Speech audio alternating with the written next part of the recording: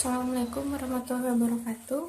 Seperti kita tahu sebelumnya, kita mendapatkan tugas kelompok aksi, di mana pada kesempatan kali ini kelompok kami mengambil judul Sistem Informasi Penerimaan Mahasiswa Baru. Kelompok kami terdiri dari Bapak Khairul Islam, Bapak Muhammad Miftahul, Bu Dini Rohmayani, Bapak Fahrullah, dan Bu Siti Maisarah, dan juga saya Nova Agustina.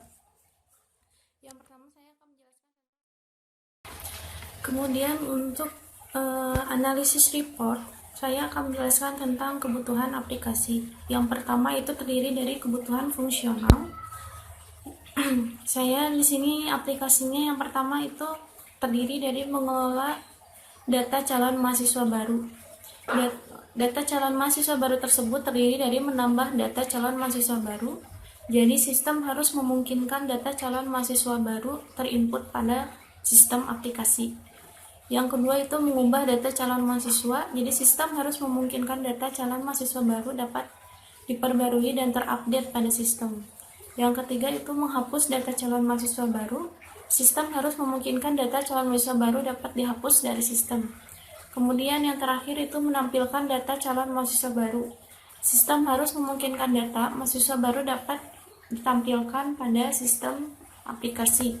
Kemudian yang selanjutnya itu kebutuhan yang kedua, yaitu mengelola data keuangan calon mahasiswa baru, yang terdiri dari menampilkan tagihan pembayaran untuk calon mahasiswa baru. Jadi sistem harus mampu menampilkan tagihan yang harus dibayar oleh calon mahasiswa baru yang dapat dilihat oleh calon mahasiswa baru maupun panitia PMB.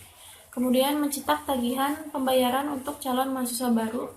Jadi tagihan tersebut harus bisa dicetak dari sistem. Kemudian yang ketiga itu menerima laporan pembayaran secara otomatis.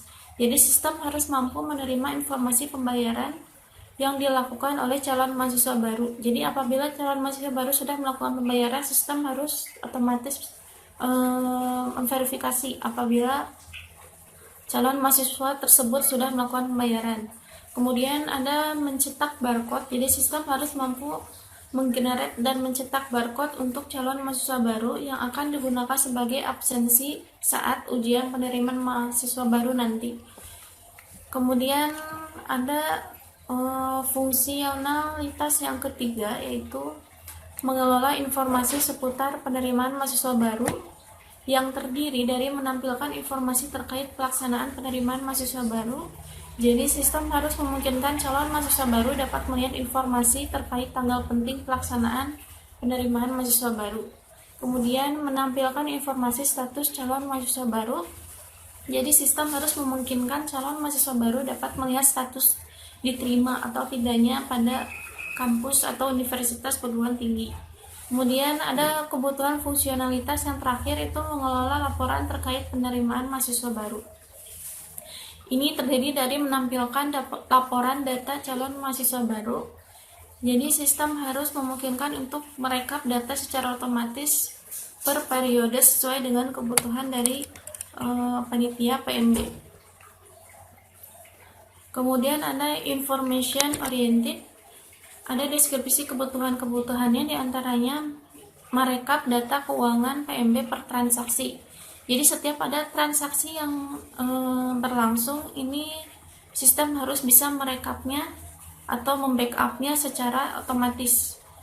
Kemudian merekap data keuangan PMB per gelombang.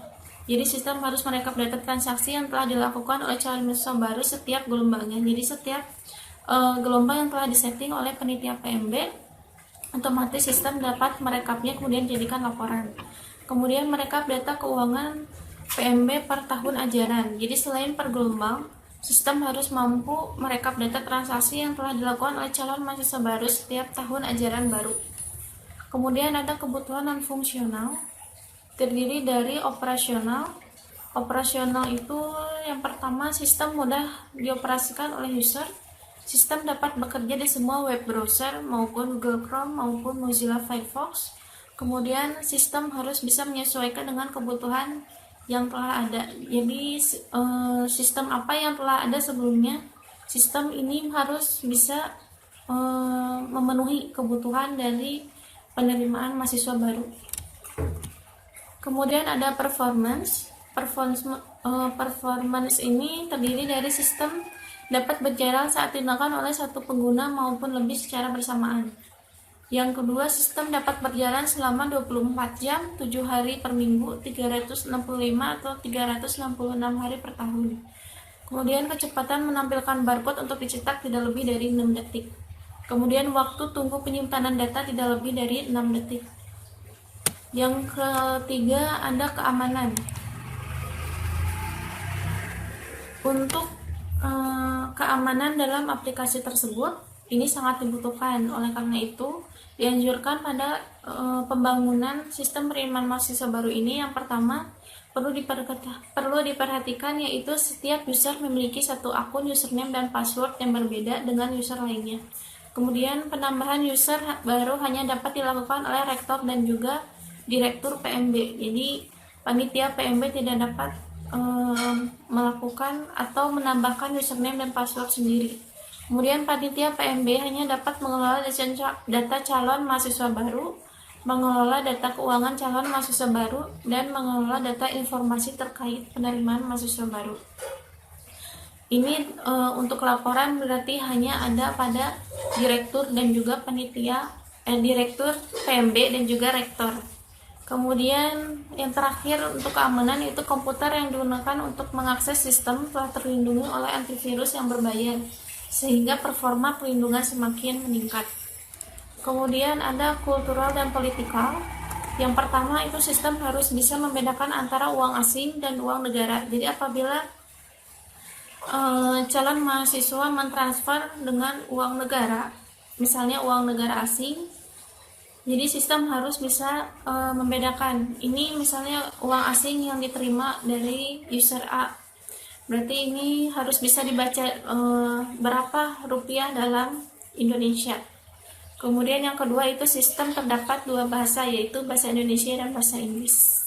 Kemudian selanjutnya yaitu use case diagram. Di sini saya mau mempresentasikan use case yang telah dibuat oleh kelompok kami, yaitu ini ada calon mahasiswa.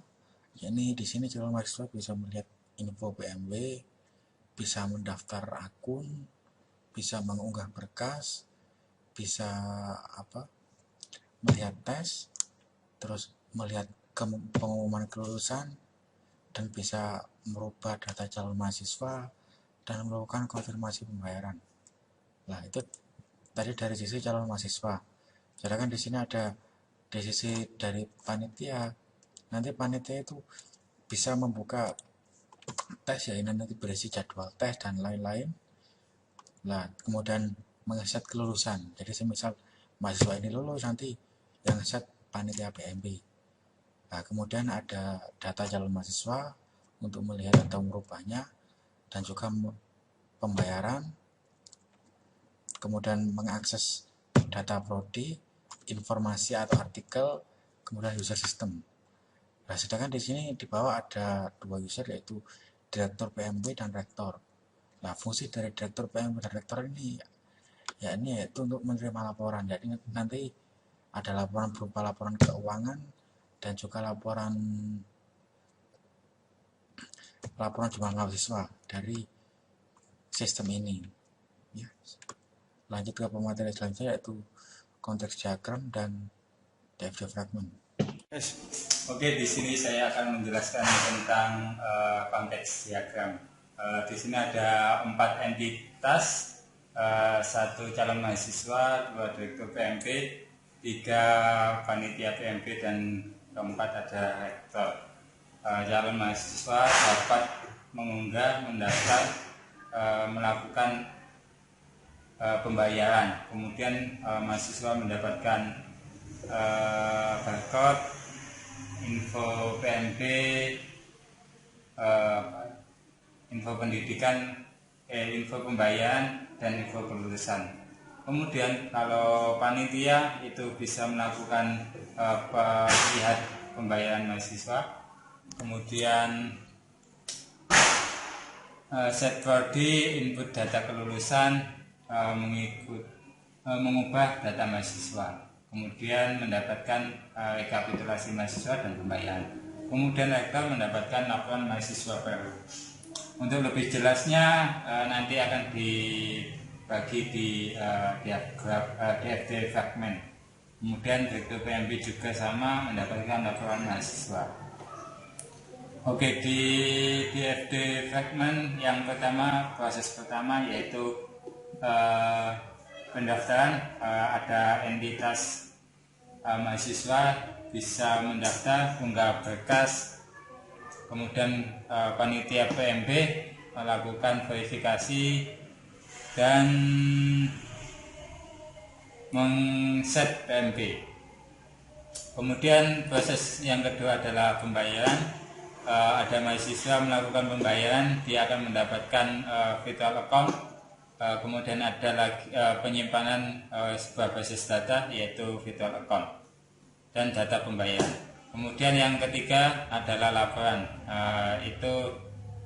Ada laporan, rektor mendapatkan rekapitulasi perkembangan mahasiswa, kemudian rekapitulasi mahasiswa baru, kemudian panitia PMB ada rekapitulasi mahasiswa dan rekapitulasi pembayaran, dan ada hubungan mengambil data dari data mahasiswa dan data pembayaran. Sekian. Bismillahirrahmanirrahim. Saya akan mencoba menjelaskan tentang penurunan DFD level 0 didasarkan pada diagram konteks dan perancangan kebutuhan sistem. Mengacu kepada kedua hal tersebut, DFD level 0 dengan 4 entitas yaitu mahasiswa, panitia PMB, rektor, dan direktur PMB. Dari 4 entitas terbentuklah proses yang diperlukan. Yang pertama adalah pengolahan data mahasiswa, yang kedua adalah pengelolaan pembayaran, yang ketiga adalah pengelolaan seleksi mahasiswa baru, dan yang keempat adalah pelaporan. Yang saya akan bahas pertama kali yaitu proses pengelolaan data mahasiswa. Pengelolaan data mahasiswa menerima berkas dari entitas mahasiswa, kemudian mengeluarkan barcode dan foto PMB kepada entitas mahasiswa. Kemudian data tersebut disimpan di data store data mahasiswa. Lanjut ke proses yang kedua yaitu proses pembayaran, di mana proses pembayaran menerima konfirmasi pembayaran dan mengeluarkan info pembayaran kepada entitas mahasiswa. Kemudian dari proses pembayaran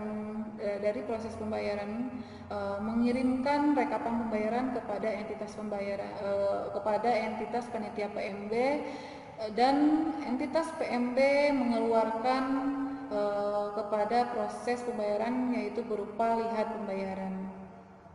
Lanjut ke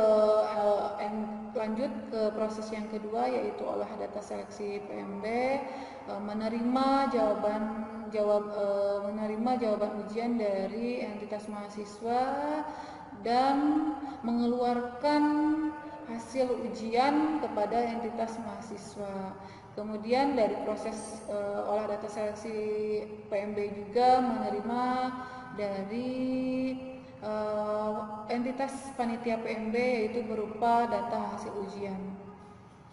Kemudian data store yang pertama yaitu data mahasiswa, data keuangan disimpan di data store hasil ujian, dan hasil ujian mengeluarkan juga kepada proses olah data seleksi. Kemudian dari data store ketiga itu tersimpanlah di proses laporan, di mana laporan menerima data mahasiswa, data keuangan, dan data hasil ujian. Kemudian data laporan mengirimkan rekapan keuangan, rekapan mahasiswa kepada entitas rektor PMB, kemudian rekap mahasiswa dan rekap keuangan mengirimkan kepada rektor. Mungkin yang saya jelaskan DFD level 0 dicukupkan sekian, akan dilanjutkan kepada pembahasan selanjutnya oleh rekan saya. Terima kasih. Assalamualaikum warahmatullahi wabarakatuh. Di sini saya akan menjelaskan DFD level 1 yang merupakan turunan dari DFD level 0 yang telah dijelaskan oleh rekan saya sebelumnya. Di dalam DFD level 1 proses 1.0 tingkat mahasiswa, mahasiswa akan melakukan proses pendaftaran. Kemudian dari pendaftaran ini, panitia akan melihat data mahasiswa yang mendaftar dan kemudian pihak panitia akan melakukan proses setting barcode. Dari setting barcode ini kemudian menuju ke proses cetak barcode yang nantinya akan diberikan kepada mahasiswa. DFD level 1 proses 2.0 tingkat mahasiswa. Di sini terdapat entitas mahasiswa yang akan melakukan proses pembayaran. Dari proses pembayaran ini akan dimasukkan ke dalam data keuangan. Kemudian dari data keuangan ini, panitia PMB akan memberikan virtual account kepada pihak mahasiswa. DFD level 1 proses 3.0 tingkat panitia dan mahasiswa. Entitas panitia PMB akan melakukan olah data seleksi PMB, di mana proses olah data seleksi PMB ini akan menghasilkan data seleksi PMB. Kemudian mahasiswa akan melakukan tes seleksi PMB. Dari hasil tes seleksi PMB akan dihasilkan data hasil seleksi PMB yang nantinya akan diberitahukan kepada pihak mahasiswa. DFD level 1 proses 4.0 tingkat panitia dan direktur PMB. Entitas panitia PMB akan melakukan proses laporan data calon mahasiswa, di mana akan menghasilkan rekapan data mahasiswa, kemudian memproses laporan data keuangan yang akan menghasilkan data keuangan, kemudian rekapan data mahasiswa dan rekapan data keuangan tersebut akan diberikan kepada direktur PMB. Mungkin sekian dari saya, mohon maaf bila ada kekurangan. Wassalamualaikum warahmatullahi wabarakatuh. Hai, saya Fahrullah. Berikut entity relationship diagram dari sistem informasi penerimaan mahasiswa baru.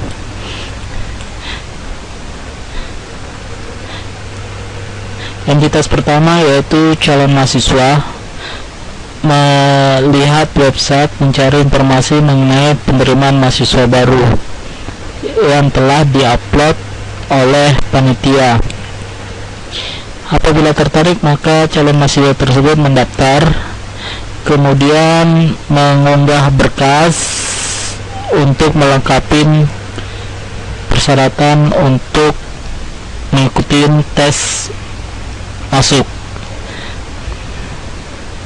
Setelah melakukan tes, apabila dinyatakan lulus, maka mahasiswa kemudian melakukan pembayaran, kemudian memilih program studi. Adapun hasil dari kelulusan dan pembayaran mahasiswa tersebut kemudian direkap oleh panitia untuk dibuatkan laporan yang ditujukan kepada pimpinan. Sekian.